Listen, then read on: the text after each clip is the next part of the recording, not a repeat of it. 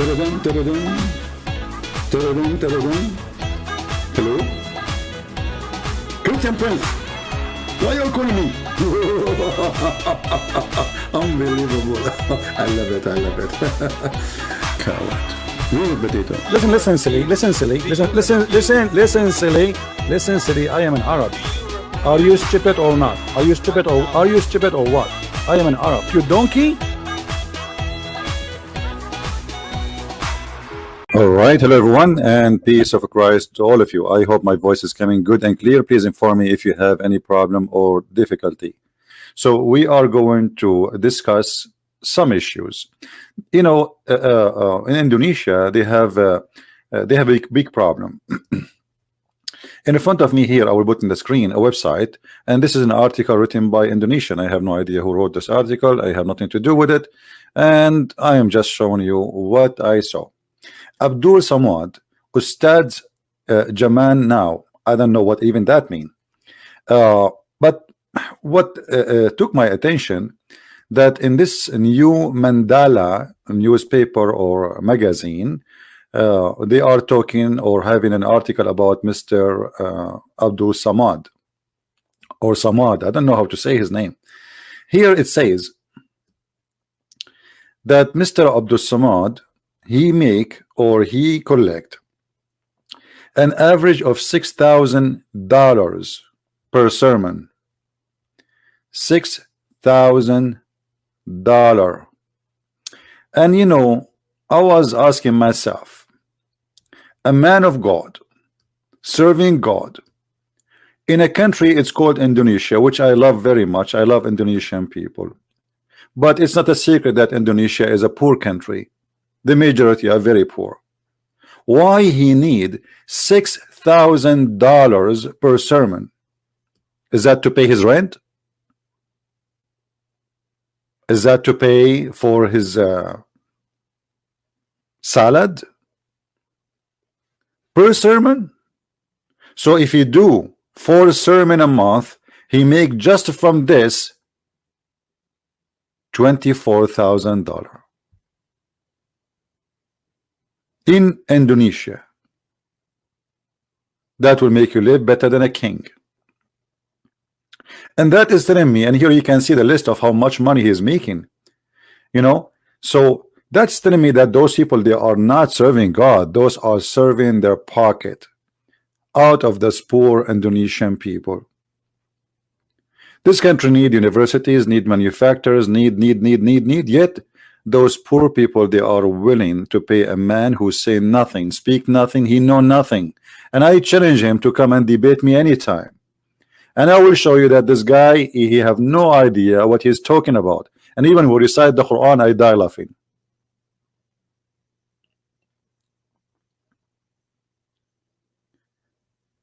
I saw some videos of him. As an example, this video here, satisfy lost self in Islam. I cannot play the video for you. You can play it, but you will see in this video, this guy, he quote for us the Quran says that a Muslim, a good Muslim, is the one who protect his private part, and it's not lawful for him to have any sexual activity with anyone except what is lawful for him, his wives or his slaves. So he's teaching you in the year 2019, go own slaves and rape them. And that is supposedly will satisfy the lust of a Muslim. This is what he quote for us. I wish I can play the video. Anyway, you can search the video here. It's a quote, satisfy lost self in Islam by Ustad Abdul Samad. In different video, a person asked him, he have a paper in his hand, I'm reading from, handshaking with non-muhram.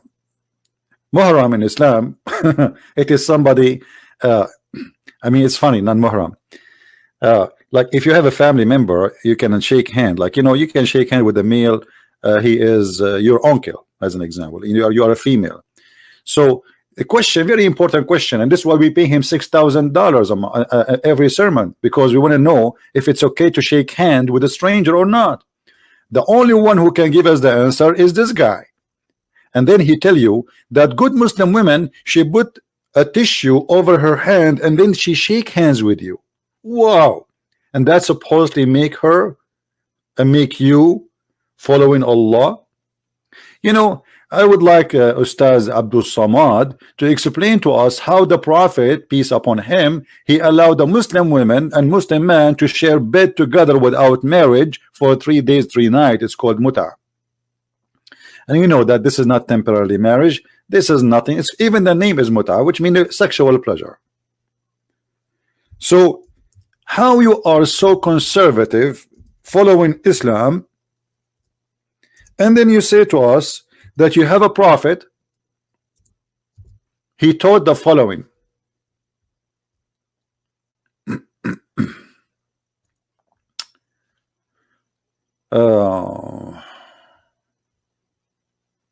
Let us see the hadith so people will not say we are making things up.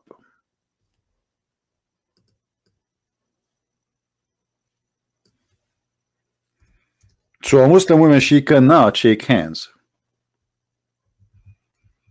If she want to do that, she have to put a tissue or a little fabric over her hand, and then she can shake hand with you. And by the way, since when that? I mean, where in Islam it says you can shake hand with someone he is a man by doing such a thing? Where this guy's getting this from? He's just fabricating. I challenged the Muslim, by the way, to show me where he got this from. Ask him what is the difference. In front of us we have the Prophet speaking, and here there is a false translation. As an example, here it says their marriage should last 3 nights. It doesn't say anything about marriage in this hadith. This is the hadith in front of me. It says that the Messenger of Rasulullah sallallahu alaihi wasallam قال أيما رجل وامرأة توافقا فعشرة ما بينهما 3 ليال فإن أحبا أن يتزايدا أو يتتاركا تتاركا. Very simple. There's no marriage. Any man, any woman, they want to share sexual relationship together for 3 days 3 nights. If they like to increase, they increase. If they like to decrease, they decrease, or they lift each other. What is the marriage? What is the word marriage? Who want to show me the word marriage in this? But it appear in the translation, and they put it for you here, temporary marriage. Okay, can we have temporarily handshaking?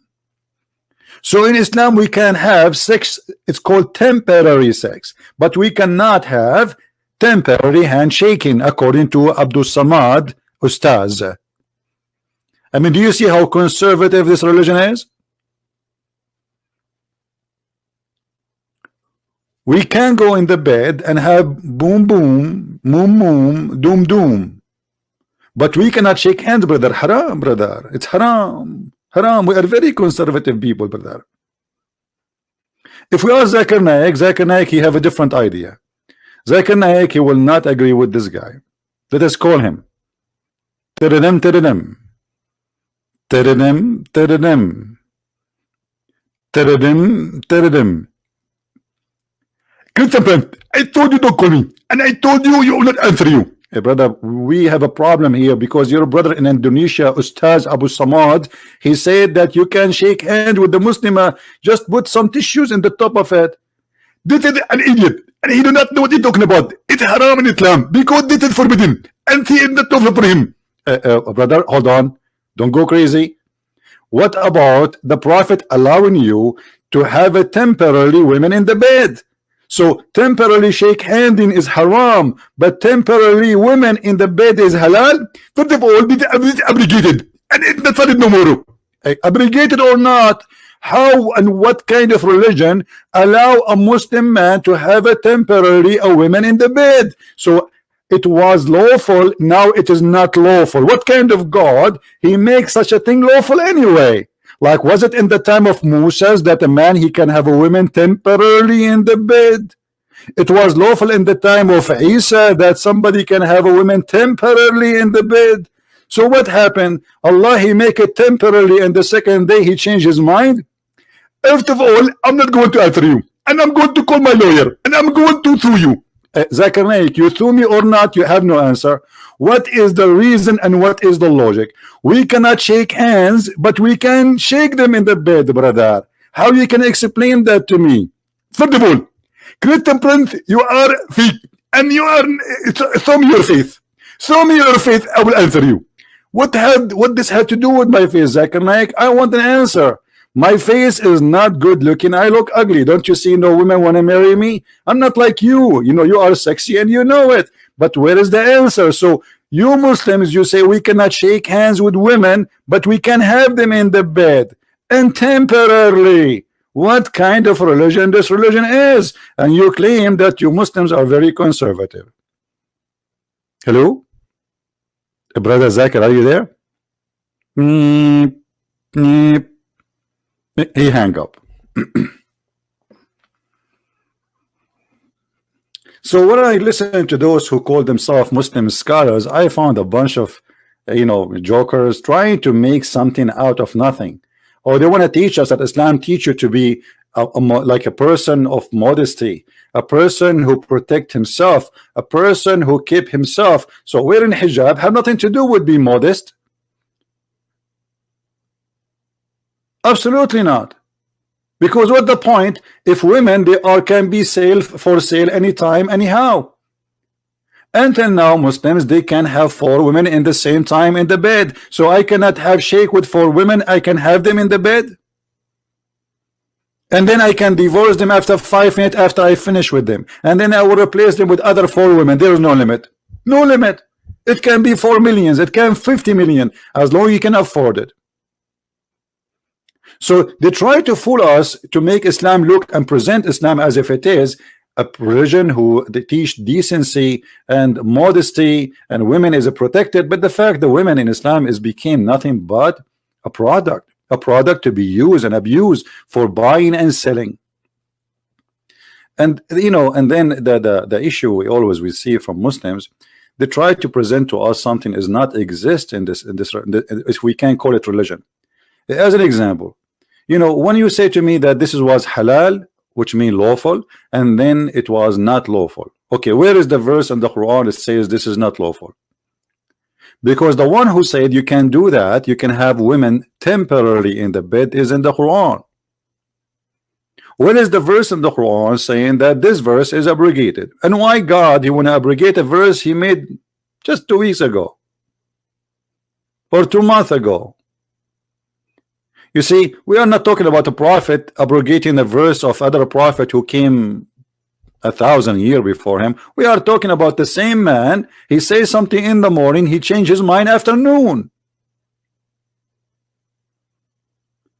The prophet of Islam, he remind me of someone working in the laboratory, and he is examining things, and this thing does not work. He say, okay, don't do it. This cannot be God. And what is the wisdom of this? 3 days, 3 nights. And okay, what we got with this? Decency, it is part of belief, which is claiming to be coming from God. I don't see decency here. I see just only lust and somebody driven by sexual desire. And this man, his name is Muhammad, is trying just to drive his men to believe in him by giving them open. It's a hippie religion. It's totally a hippie religion. You see, they say to you, we are conservative, but the fact Islam is a hippie cult, because until now we can have 4 women in the bed, an unlimited number of slaves. What if somebody have 1,000 women slaves? Yes, he can share the bed with 1,000 women. It's a hippie cult.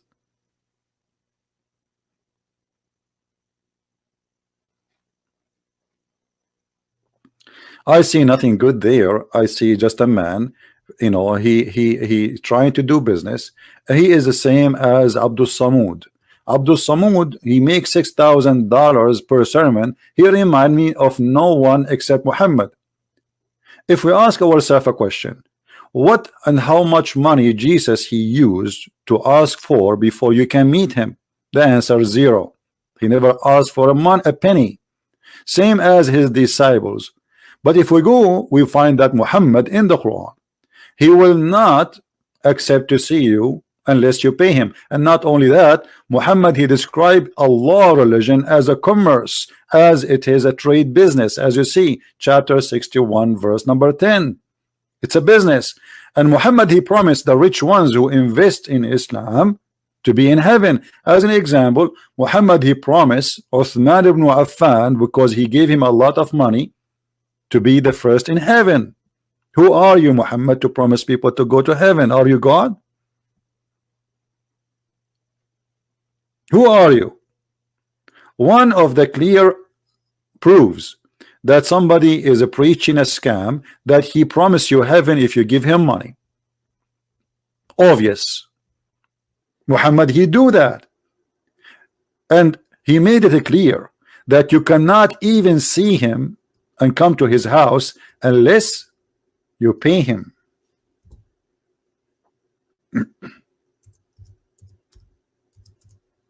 Why? Why? In order to speak to a prophet of God who is doing, you know, he's a man of God.